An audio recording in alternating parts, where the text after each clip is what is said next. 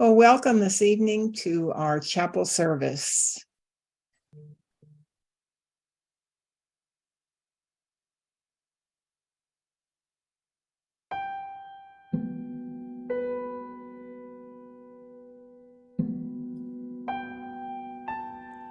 Divine Creator, we ask that the light of highest awareness fill the minds and hearts of those who are open to your light. We ask that they be assisted and strengthened in their resolve to achieve peace using peaceful means. May their minds, their hearts, and their actions reflect the divine will to good for all.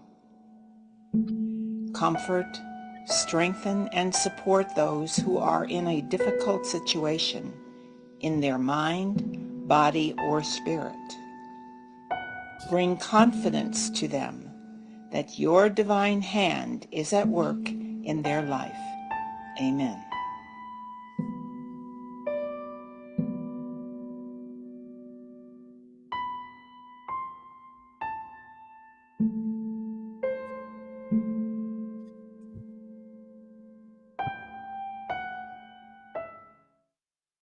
Well, good evening. I love to see that little fella show up every week.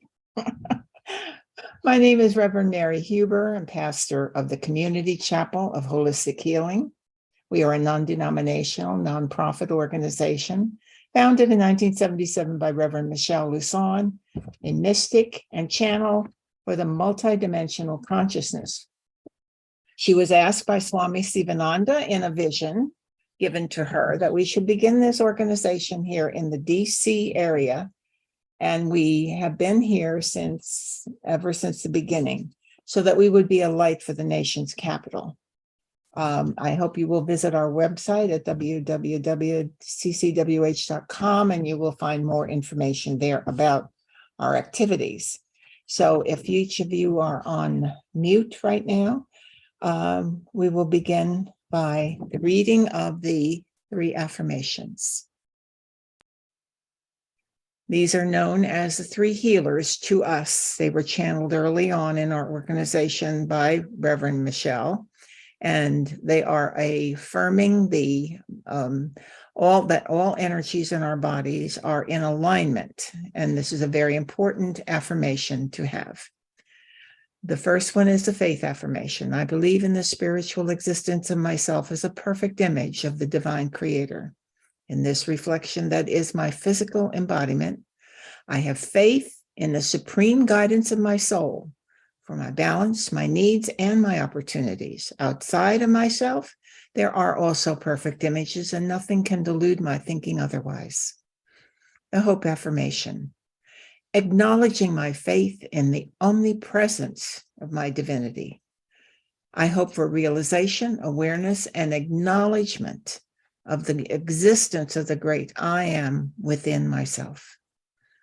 The charity affirmation. In understanding faith, in knowing hope, I pledge my actions, my desires, and my thoughts to the performances of myself on the physical planes of the earth, to honor, to love, and to enlighten all that is a reflection of the divine outside myself, so that my perfection is imaged back to my Creator.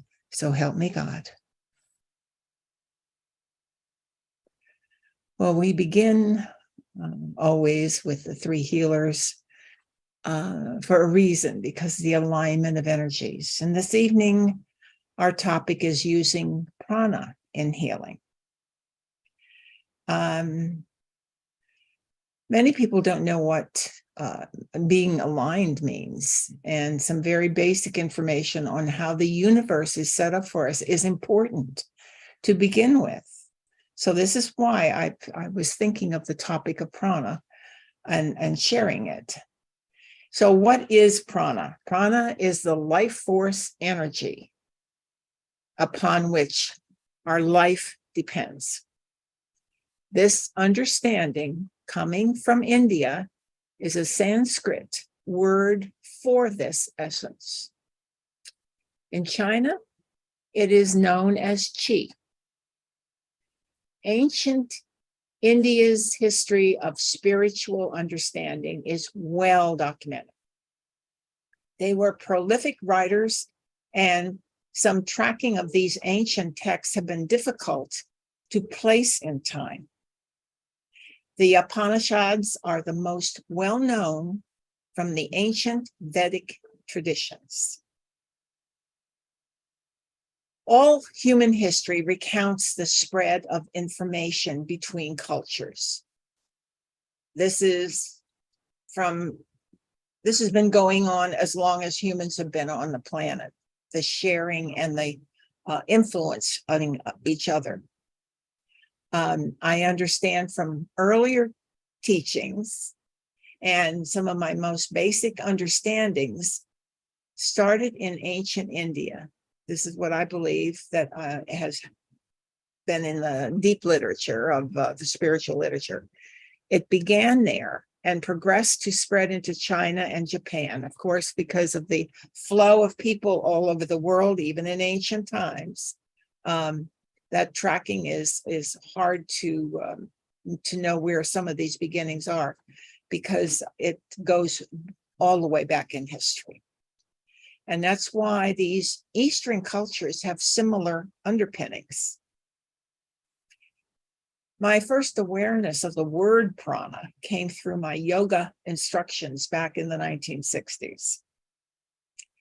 And yoga then was taught to me as it was then, it's known as yoking to God. That's why yoga exists. It's a spiritual practice. And I know most people in the Western world see it as an exercise. Well, it is, but the deep meaning behind it, the beautiful spiritual meaning behind it, was that each pose that you struck in yoga had an alignment with God in a particular way. There was a certain attitude and a certain understanding in your mind body that you needed to hold while you were in that position. So it was a beautiful expression of the union of people, mankind, to God, and how that understanding goes through the ancient cultures in very visible forms to them.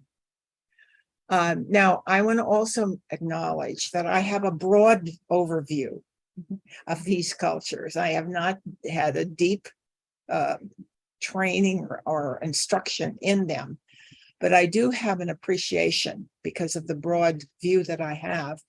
I began because my interest in these became to me through past lives for different reasons at different times. So these were the flow of my life and earlier on to understand the Eastern traditions. I guess I'm going to link into our other information that Howard Evans is bringing out about our past lives. If you will hopefully go to those chapel services. But these remembrances do come through to people in different ways. They're very subtle sometimes and sometimes very overt. But I just wanted to share with you that many people are having these experiences and confirmations of their existence prior to this one in their understanding of themselves. So this is the basis that I'm sharing from. And a lot of things that I share have to do more with a visual, my own visual representation that I bring out. So it's always not quite as scholarly presentation of my understanding, but it is how I have begun to see how things work. You know, your origin and mine were the same. We began somewhere in the universal energy, a creation. We were a creation of that universal energy known to us as God. And we were created with the substance of God. In Genesis, you read that we were created in the likeness or the similitude of God. Since we are, in our basic form, pure spirit, that means our spirit within our own I am presence is of the same nature as our Father, Mother, God. Just as a child is a product of the earthly parent, so are we a product of the divine. The universal energy from ancient India of Vedic tradition, called Prana, was seen more as the air element. Of course, this is still the concept of the divine energy. It isn't, it's not limited to that. So prana, being the life force of God, is everywhere and appears as everything in the universe. Now, if this one fact could be seen by everyone in themselves and not only in others as well, but everything in the world would be considered sacred and special and treated as such.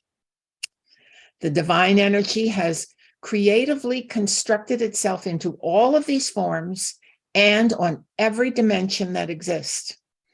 Each form has its own consciousness and is unique to itself for that reason.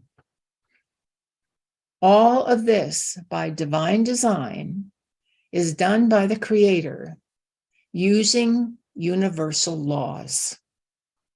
Now, the universe itself is very impartial because it operates exclusively according to these divine laws of all existence. When the God force within us descends into a material world and appears as a human being, it is actually the union of two natures. The physical world, including all mineral, plant, and animal kingdoms, operate according to their own nature. The physical component is an outer form which is supported by its own internal spiritual systems and dimensions. And this is across the board, whether it's in the physical world or whether when we come in, everything has an inner dimension to it, even though we can only see the outer one. Now, the physical is said to be the lowest vibrational manifestation of God. Since we, as higher creative consciousness, are inhabiting a lower form, we are given dominion over it. This is an important fact to remember when it comes to creating healing. There are many components of our everyday world that are apparently working either for us or against us. But there are reasons for these happenings because the underpinnings are the actual working part. Are we aware that how we think affects our entire world? Today's world is much more aware of the need to focus on putting out positive thoughts and affirmations. However, many people still haven't heard this yet. As you think, so you become. As you think, so you create. Each day is a creation of the sum of all the days before. There are other factors in play that are also involved in our physical world experience of us as human, which we can't address all of those here. We are actually talking about the laws of the universe this evening. Many people understand the phrase, what goes around comes around, but rarely think about it being so applicable to their own life. In addition, many see this as retribution or payback, when it suits them. However, that's a universal reality for each and every one of us. It isn't payback. It's simply a response of the law. What you put out, you do get back. It happens every day for each of us. How does this figure into healing? And as I said, this is a little bit more complicated because other understandings need to be in place as well, like past lives and karma and reason for embodiment and a few other, if not many more areas. that would explain things better if you were to understand those. But from our conception, we have been creating from the very moment we were created. We have been creating and experiencing and have become a very unique design in the universe. Our own personal pattern that we have been working on from that day one of creation has the varieties of indicators built within it that is needed to be thought about and potentially addressed. This is why, one of the reasons, that not everything works for everyone. The patterns we have set up as our operational way of dealing with ourselves in the world and other people are very powerful. Not many people understand their own patterns and recognize them.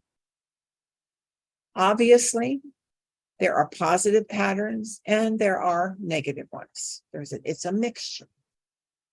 The ones that are not working for us and are creating havoc or some level of ourselves of being ill or some other measuring element within our own lives are there because we have violated some law of the universe. And we are working with universal law.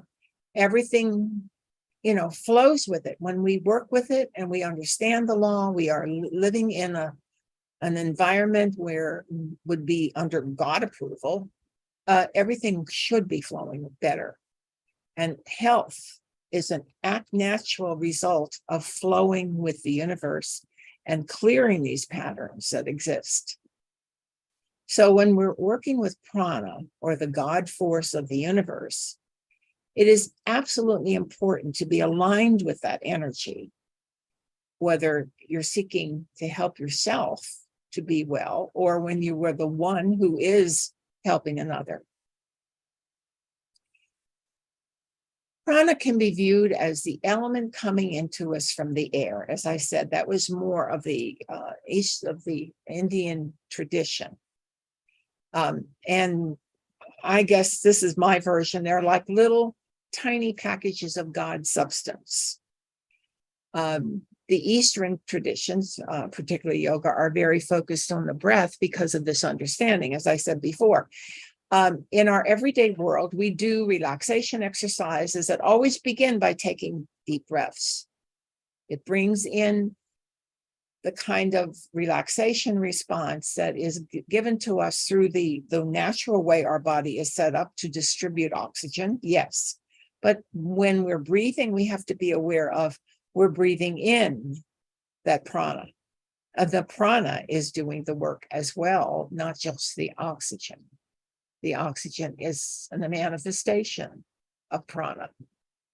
So I am also aware that conscious participation with God is much more powerful than just sort of stumbling upon it or following some formula given to us by spiritual groups or spiritual understandings of whether it's a well-established group or a new group, without really understanding. If we're not really understanding it, we're just routinely or rotely going through it. You can get there, but the journey is longer because at some point, our own divinity wants us to wake up and recognize God within. So it's very important that we do the conscious participation. And so, although we want to get there faster, so that's the best way to go. Most of us have the understanding that subconscious part of our mind is programmed very heavily through the repetition of thoughts. The unconscious or subconscious believes everything it is told and believes it literally. So the best health building activity that can be done is using positive affirmations, not only out loud, but internally when speaking to yourself. These thought patterns build up and will crowd out much negative programming that we have all been exposed to throughout our lives. Of course, this is not necessarily the only way to proceed, but it's a wonderful way to start. So in doing our healing practices, whether it be for ourselves or others, that's a very fundamental element that must be engaged with. We have to see the end result. We have to see the positive. We have to see God in action through us. We have to see that divine prana coming in and restoring us. It does all of the time, unless we do a countermanding action by either denying it or going to something else that is against it. We are created of love from the universe, and anything that is not of love is going to send us off course. Again, the universal law of love is the predominant law that's in effect all of the time. So some people find it difficult who are very self-critical or have a poor image of themselves to do the positive self-statements. It seems to them to be very phony because they honestly don't believe it. And this is why when there is such resistance from the self to do these, and whether you're helping yourself or another, it's important to then perhaps have them go for a different kind of support. And going for psychological help even, or deeper spiritual help from somebody who has that training is not a weakness. It is actually wisdom. And that needs to be emphasized to people who resist that kind of thought. I thought tonight's meditation, I would bring that in, involving the breath exercises and positive thinking, because these are two things that really marry well when it comes to bringing us into alignment. Now, we're not going to do the fire breath of yoga. I have watched people do that in an ashram, and it is the most intensely physical activity that it's just beyond, I don't think a minute I don't know that I lasted a minute doing it when I was much, much younger. It is an extremely powerful exercise, but it will bring your physical into, unless you are dealing with it with a lot of training, it'll bring you to a great sense of dizziness. It could result in hyperventilation, and you can even pass out from it. But it is a powerful, powerful exercise that I haven't heard about too often lately. But the irregular breathing exercises that you can do every day, and that we're going to be doing this evening, should be at a pace that is comfortable. We don't need to throw ourselves out of whack in order to think we're bringing ourselves in alignment. And because it's important to titrate what you do so that it has more beneficial effects and fewer detrimental ones. As a matter of fact, you shouldn't really have any detrimental ones involved in it. Extreme actions are not needed to make great spiritual strides. Bringing our energies up the spine is known as raising the Kundalini. But this is really under God's direction, not ours. We intend to achieve oneness with our divine. We do our disciplines and let the results up to God within. The God nature will come through in a way that is in our own best interest. Conscious participation with God every day of our lives can become a natural flow once we get into a regular, disciplined action or exercise. Ritual is important to the human life, even though it may not be very popular today as it's seen from the viewpoint of religions and people want to put aside now. And therefore, everything that goes with the religion must be, jettisoned as well. That's not true. Ritual is part of our human buildup of within us with our relationship with God. It's not the same as it used to be. It doesn't have to be, but it should be a sacred ritual, because people create all kinds of rituals for themselves that are not sacred, that are even detrimental, and they don't realize it's a ritual. And because they have such involvement, persistent involvement in it, it becomes a kind of a habit that can be, if it's not useful for the whole being of the individual and raising it, it's then something very detrimental. So whether people want to reject rituals or not, everyone participates in their own way in them anyway. So it would be good to have those positive spiritual exercises as a ritual, rather than to let things flow in your life without thought to what's really going on. So the exercises that are spiritual come out of long established, and they do come from some of these more elaborate rituals. So it reminds us very much, if we have any sense of ourselves having lived before, it brings us back into a time and a place where this was our life.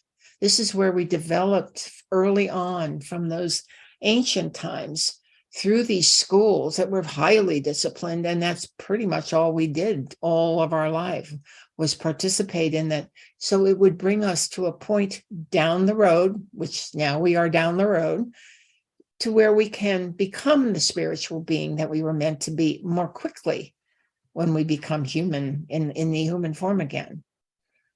So everybody complains about how fast time is going. I am one of those people who do that complaining too.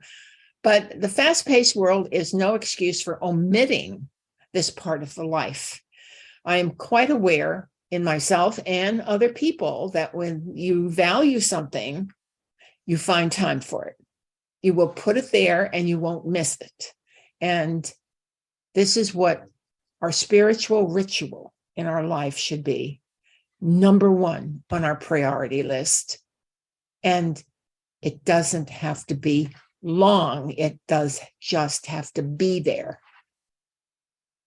So at this point, I'd like to go on to our meditation and incorporate this understanding of working with prana, bringing our whole being into an alignment. So if you will, please relax, close your eyes, and be ready to take your inner journey. And taking those 3 deep, slow breaths as you continue to relax. Relaxing more and more with each exhalation. Brings you deeper into the inner world. With each breath. And most meditators already have a place where they go to under these conditions. But just go to a beautiful place within your mind that you always feel relaxed and serene there, a place of quiet and solitude. It's a sigh when you get there, and it is a relaxing place. It's just beautiful.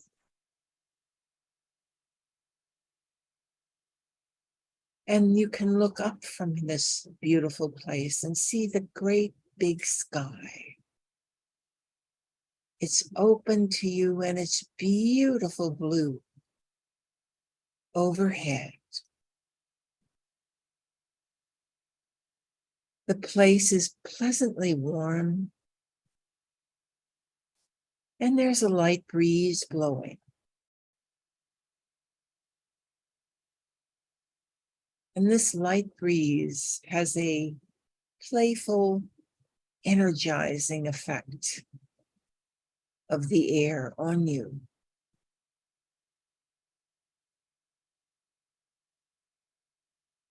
And because it is so particularly wonderful, you begin a phrase or a praise of the divine, some simple phrase like, God is beautiful. All is wonderful. God is good.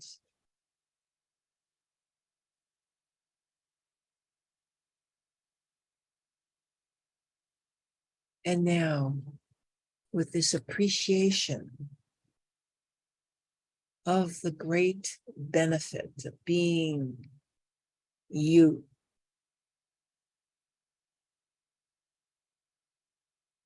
you can begin an a gentle begin the sound.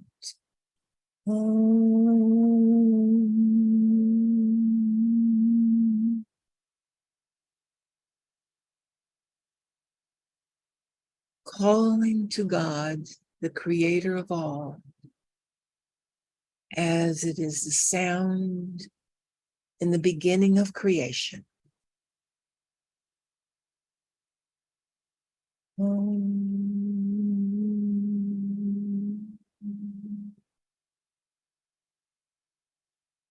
You're now flying on the wings of prayer and song to your own I am presence within.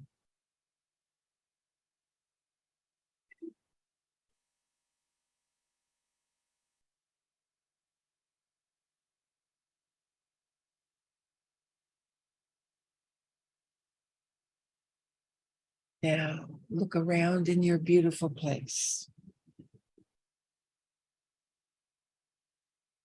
See what is there. Imagine now you can see energy everywhere as tiny particles, molecules that are vibrant and brilliantly floating in the air. Feel these as serenely uplifting and invigorating. And imagine in your mind's eye that you see these light particles entering everything, everywhere around you. They disappear right into you and all the elements. And as they do that, you see the joyful response in the trees, the plants, and the flowers. They appear to be more vibrantly colored and appear healthier.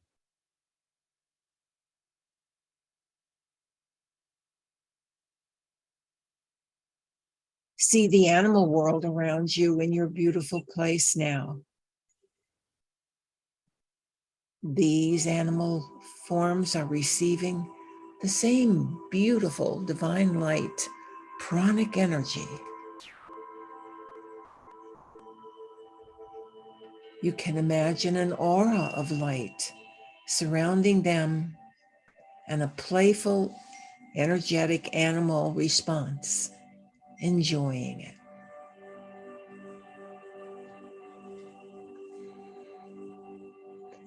And now you might feel the lightness of the moment also in you.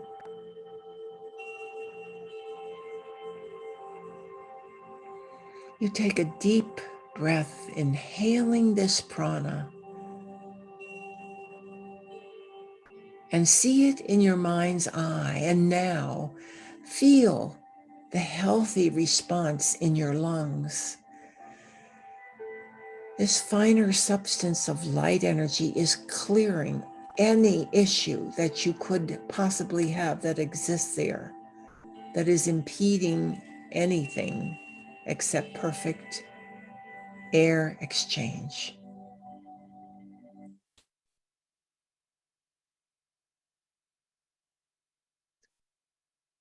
And it flows beautifully through the lungs. And breathing is easier and deeper.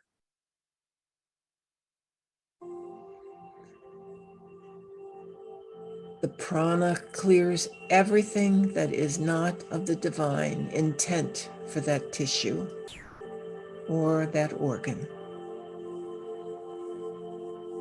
Now see the light energy being distributed to the heart, where it is pumped out to all organs and tissues of the body,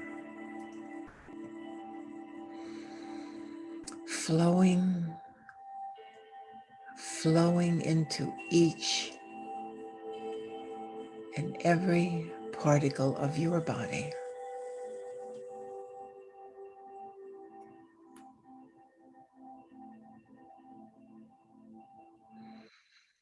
It permeates the brain and nervous system as well, creating a feeling of joy and well-being.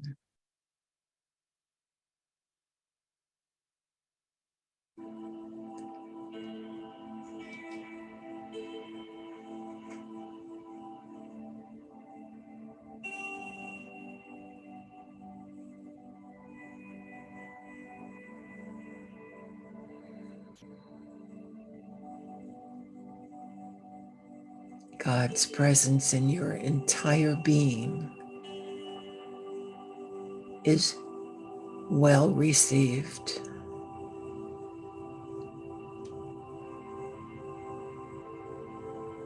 The physical body has responded to your command to the universal substance for the benefit of itself.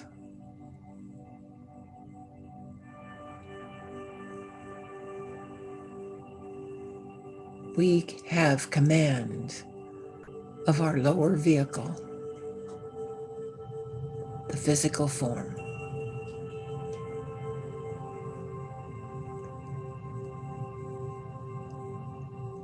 However, this penetration is going on to clear and bless all other levels of self as well.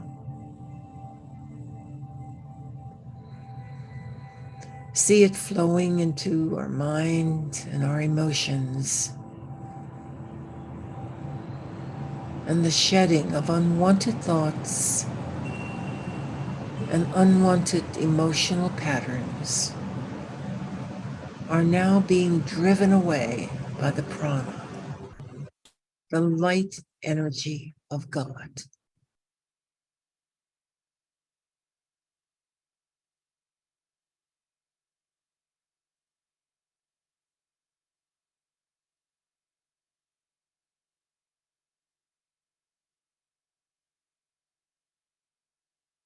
Our whole being now is wrapped with the divine light of clearing, the light of God infusing every part of our being. And this creates the peaceful and happy feeling we all need to experience.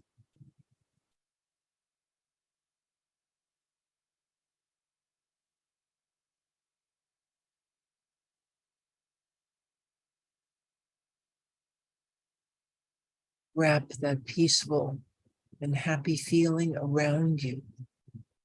See your aura shining brightly. And surround that now with an outer bubble of light that you will command to be impenetrable to negativity. the sharing of the beauty and peace of the world, from you to the world and from the world to you, is now a command and a reality.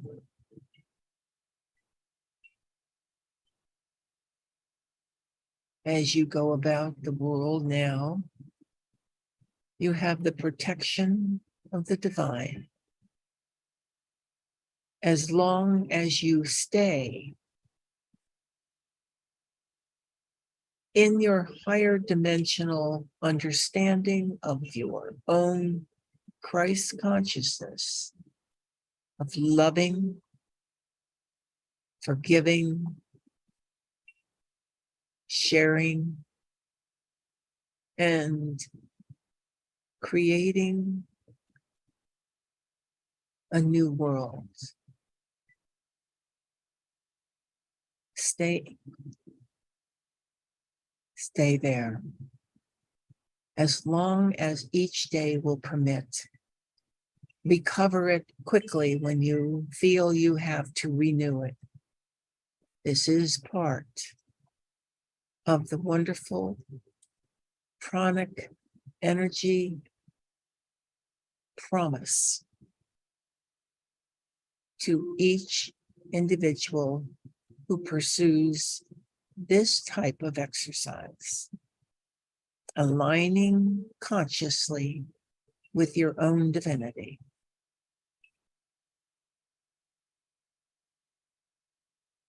And you see now that the work is done and it is good.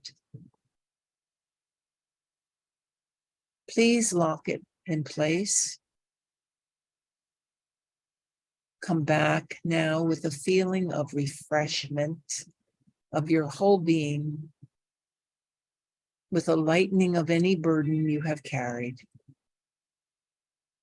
and a new sense of renewal and peace within. When you're ready, begin to withdraw from this beautiful place.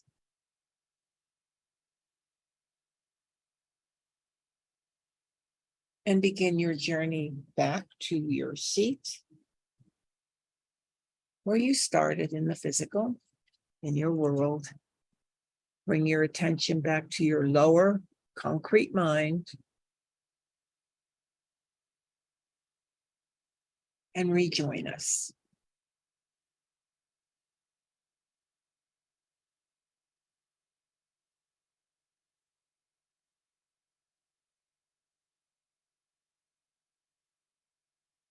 I hope you will stay with us along the way as we are proceeding.